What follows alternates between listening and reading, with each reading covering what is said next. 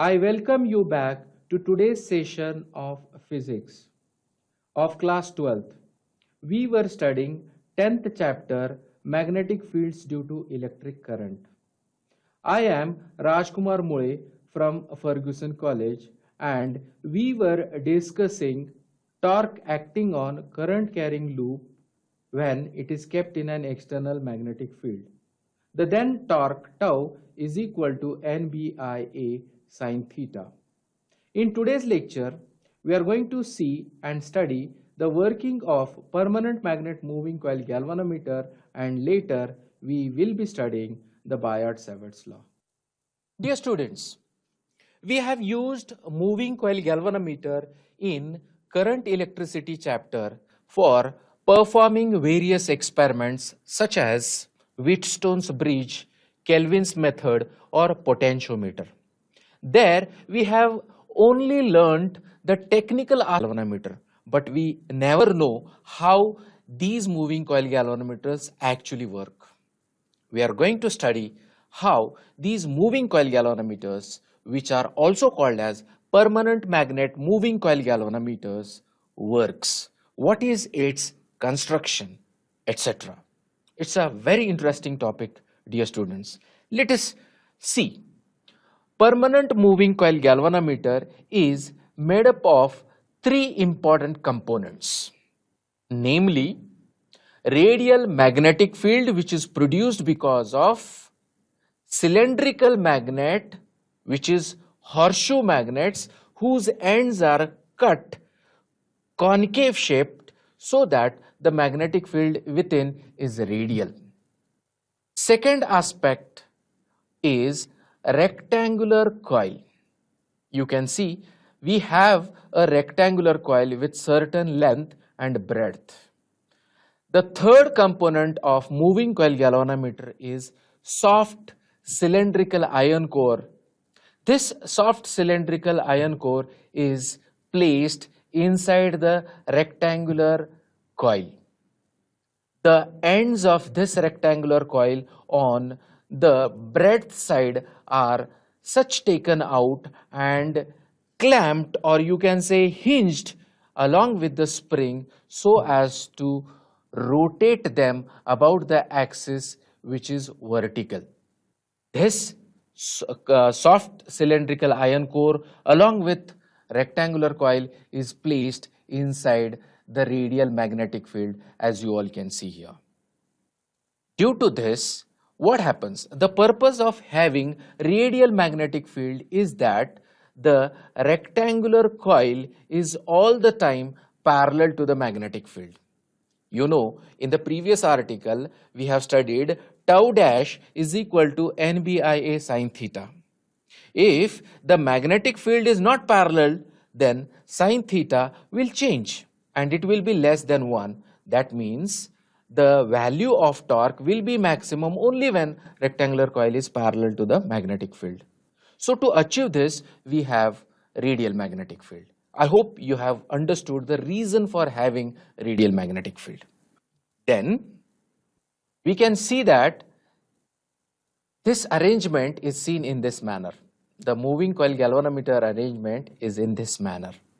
The current can be passed from one side, either from bottom or from top, taken out from other side. When we have cross-sectional view of the rectangular coil along with the magnetic field, then we have the view to be something like this. I have depicted this in the figure below. You can see that in the figure below, I have A, B, C, D rectangular coil placed in the magnetic field. This is that depiction. Is this clear? Let us apply the formula for magnetic force acting on all the four sides and see what happens to it. So, if I take the first side, as I said, this is a coil with end turns and length L and breadth B. So for side AB, if force acting on that side is F1 dash, then F1 dash is equal to I vector L cross B, which is ILB sine theta. Theta is 90 degrees. So sine 90 is 1. So F1 is equal to ILB. Equation number 2. If you apply Fleming's left hand rule, can you see this? This is how we use Fleming's left hand rule. If I apply this Fleming's left hand rule, then the force acting on side AB is into the screen. Can you see? F1 is inside the screen. So this is inside, inwards. Likewise, for the second side BC, for the side BC, the force acting on it must be F2, which is equal to IBB sine theta. Theta is equal to 0, as side BC is all the time parallel to the magnetic field. So sine 0 is 0, so F2 is equal to 0. This side will never experience magnetic force. The third side, CD side, current is going in the downward direction now. The length is perpendicular to magnetic field.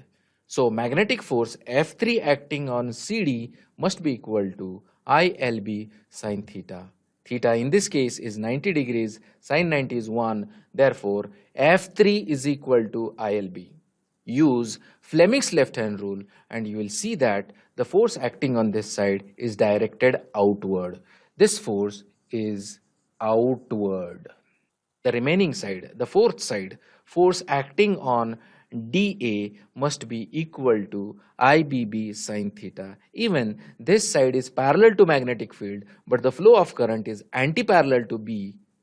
Theta is 0, so force F4 must be equal to 0 in this case.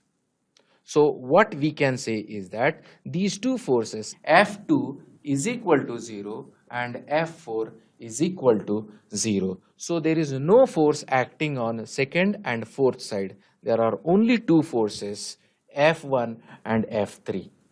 These two forces are equal, parallel and opposite in direction. Hence, the coil experiences torque. The torque therefore is equal to one force into perpendicular distance, which is equal to the one of the force F1 or F3 is ILB, and the perpendicular distance between the two sides AB and DC is nothing but B.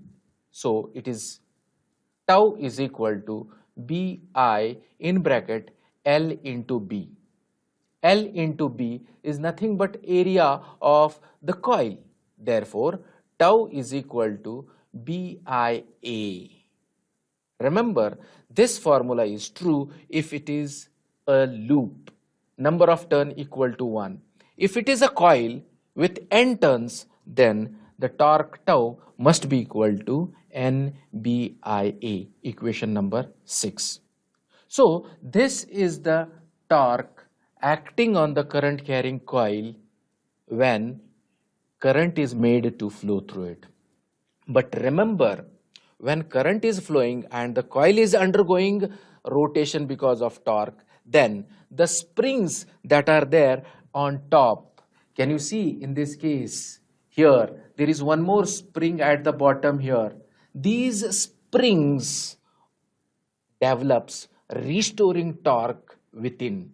The corresponding restoring torque, if it is denoted by tau r, then tau r is proportional to phi, angle by which the coil has undergone rotation. There is a constant of proportionality. If it is k, then restoring torque tau r is equal to k phi. At equilibrium, the deflection torque happens to be equal to restoring torque. Therefore, tau is equal to tau r. Substituting equations 6 and 7, we can say NBIA is equal to k phi. Therefore, phi is equal to NBA by k in bracket into I. The values NBA and k all are constant. Therefore, one can say that the deflection produced in the coil is proportional to the current that is flowing through the coil. This is how moving coil galvanometers work. Moving coil galvanometers are actually current sensitive devices which detects the flow of current through the path of electrical network. We have studied the principle and construction of moving coil galvanometer. What is principle of moving coil galvanometer? Phi proportional to I, which means that the current that is flowing through the coil is proportional to deflection, or deflection is proportional to current, is nothing but the principle of permanent magnet moving coil galvanometer. These moving coil galvanometers are of two types. One is pivoted type of moving coil galvanometer, the one which you see to the left of your screen or on to the right of your screen. On the left of your screen is the suspended type of moving coil galvanometer. Here it is suspended by phosphor bronze wire. The rectangular coil is suspended by phosphor bronze wire, whereas in pivoted type it is having a helical spring within which it is pivoted. What are the advantages of moving coil galvanometer? The first and very important use is they are not affected by strong magnetic fields around. They have high torque to weight ratio.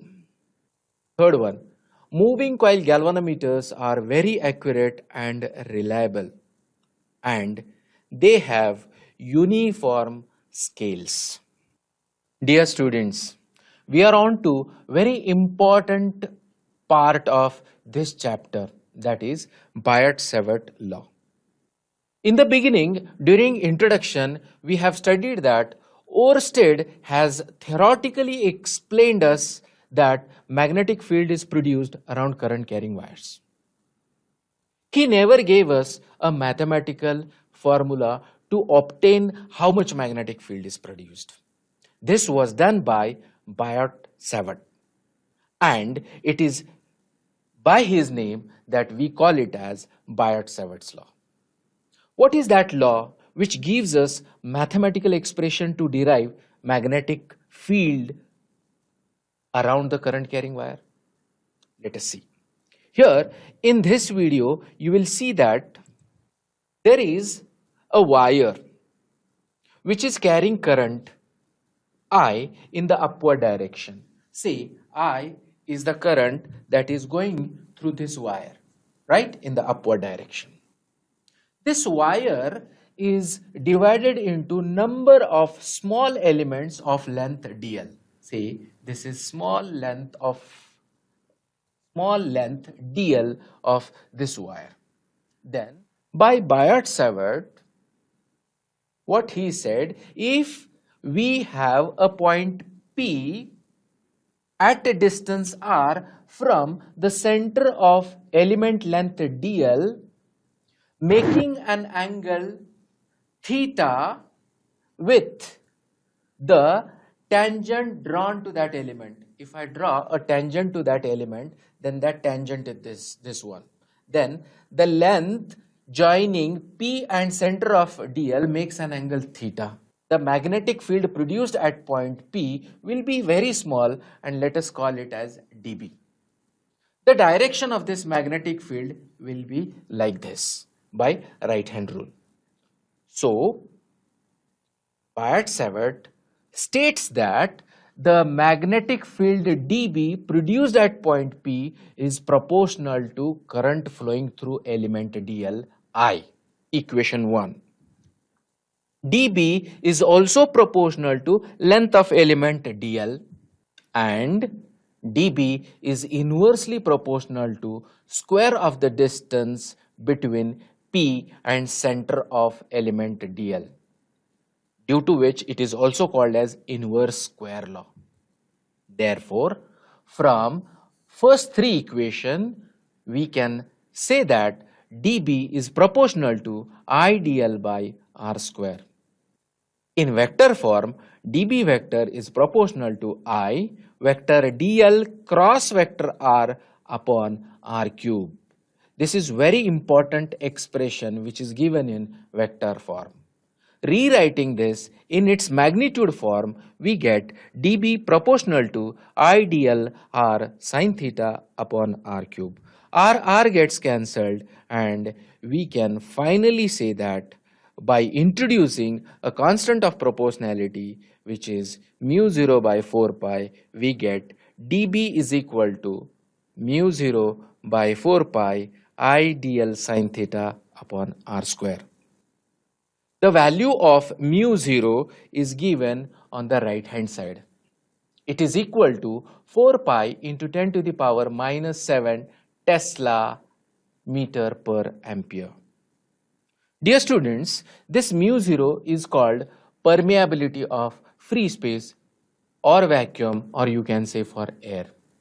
Analogous term to permeability mu 0 in magnetism in electrostatics is epsilon 0, which we call it as permittivity.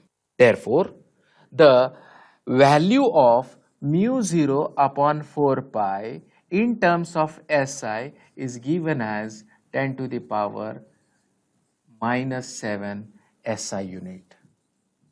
So while solving the numerical, you can directly substitute the value of mu 0 by 4 pi as 10 to the power minus 7. The magnetic field dB is equal to mu 0 by 4 pi I vector dl cross vector r upon r cube. Let us move on to the application of Biot-Savart's law. The first application of Biot-Savart's law is to find out or determine the magnetic field produced at certain distance from infinite long straight current carrying wire.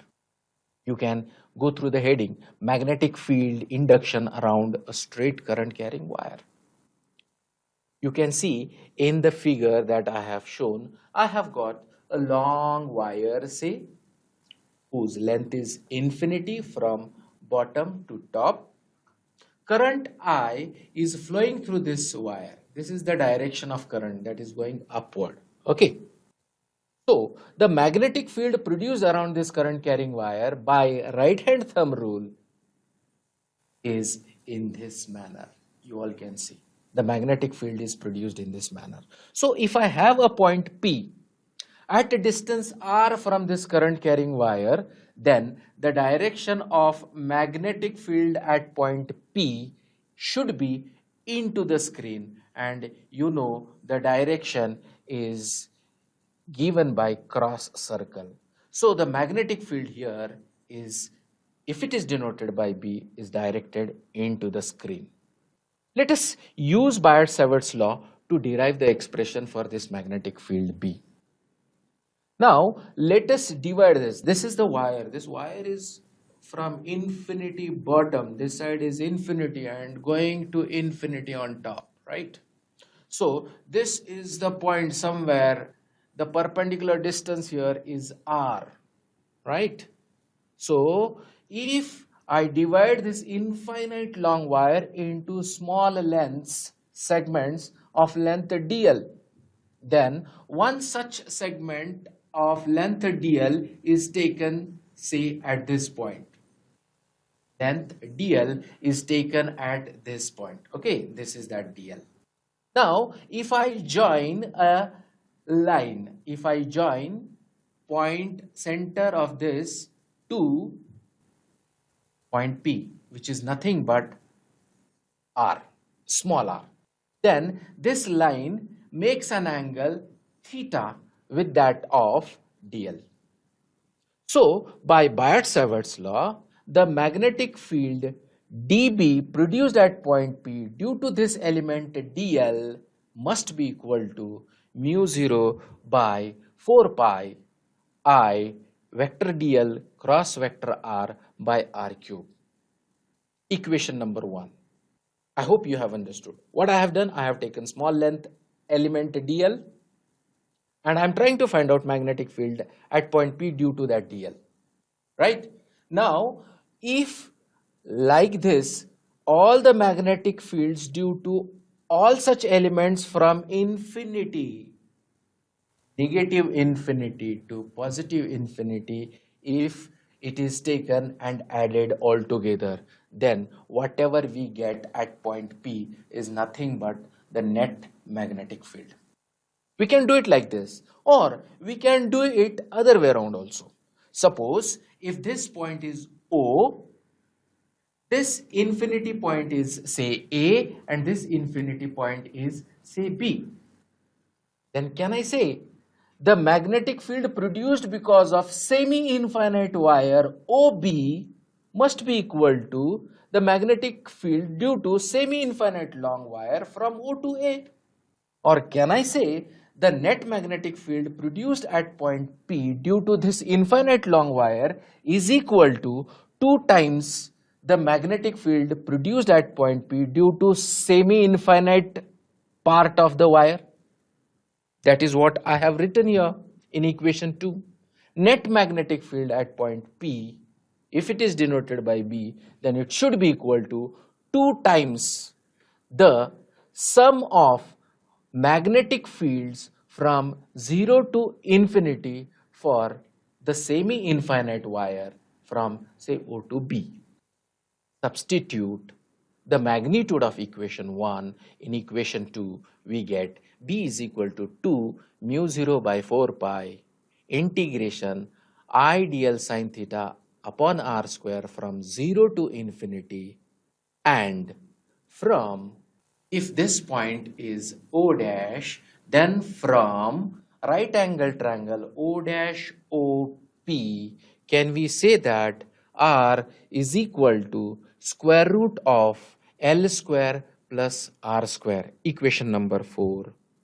Also, sine theta, which can be written as to be equal to sine 180 minus theta, which is equal to capital R by small r. This can be written as capital R by root L square plus R square, equation number 5. Substitute equation 4 and equation 5 in equation number 3, we get B is equal to mu 0 I by 2 pi integration of R dl upon root of L square plus R square into L square plus R square from 0 to infinity. If we calculate this, then we have B to be equal to, this is B, B is equal to mu 0 I by 2 pi R integration of dl upon in bracket L square plus R square raised to 3 by 2 from 0 to infinity. If you do this mathematical calculation of integration, then this comes out to be equal to 1 by R square. Substituting this, we get the magnetic field B at point P directed inward must be equal to mu 0 I by 2 pi R, equation number 6, right? So, for semi-infinite long wire, means half the infinite length, we get magnetic field B to be equal to mu 0 I by 4 pi R. This is very important derivation and can be used for solving various numericals based on this. Let us use the knowledge of force acting on straight current carrying wire when kept in magnetic fields here to show how force of attraction acts between two long parallel wires. Very interesting article. Here we have two long wires, 1 and 2. Let L be the length of these wires. They are separated by distance D, and let I1 and I2 be the current flowing through these wires in the same direction respectively. Then, due to current that is flowing in first wire, magnetic field is produced around it. This is direction of current here, right? If I use right hand rule, then magnetic field produced around this wire will be like this. So don't you think that the magnetic field on second wire due to first will be acting into the screen? So we have got magnetic field acting on second wire due to first wire directed inward. That is what it is shown here. How much is that magnetic field? B1. Why? It is produced because of first wire. So can we say from the knowledge that we have B1 to be equal to mu 0 I1 by 2 pi D? D is the separation between two wires. This is equation number 1. What is its direction? Its direction is inward. I told you it is found by right hand rule. The whole wire, second wire, is under the influence of external magnetic field produced because of 1. The magnetic field everywhere on the second wire is directed in this manner. So it is a case of a wire carrying current is being kept in an external uniform magnetic field. So it will experience force, which is magnetic force. That force, if it is denoted by F21, then F21 must be equal to I2 B1 L. Current through that second wire, magnetic field acting on that wire, and length of that wire. By Fleming's left hand rule, the direction of this force is upward, that is towards the first wire. This is that direction. I hope you have understood. So substituting equation 1 in equation 2, we have F21 is equal to I2 in bracket mu 0 I1 by 2 pi d bracket close into L, equation number 3. If I divide this force by total length of that second wire L, then F by L is called force acting per unit length, and it is equal to mu 0 by 2 pi I1 I2 by d, equation number 4. Dear students, likewise, can we find out force acting per unit length on first wire due to second wire? Yes, we can do. In this case, remember, the magnetic force B2 acting on first wire due to second wire is outward now, because by right hand rule, the force is, rather magnetic field is outside. It is coming outside the screen. So B1 is directed, B2 is directed outward. The value of B2 is equal to mu 0 I2 by 2 pi d. Hence, this first wire is now under the influence of magnetic field B2 produced due to second wire. So can we say that the magnetic force F12 acting on this must be equal to I1 B2 L. Therefore, substituting equation 5 in equation 6, we have F12 is equal to I1 in bracket mu 0 I2 upon 2 pi d bracket close L, equation number 7.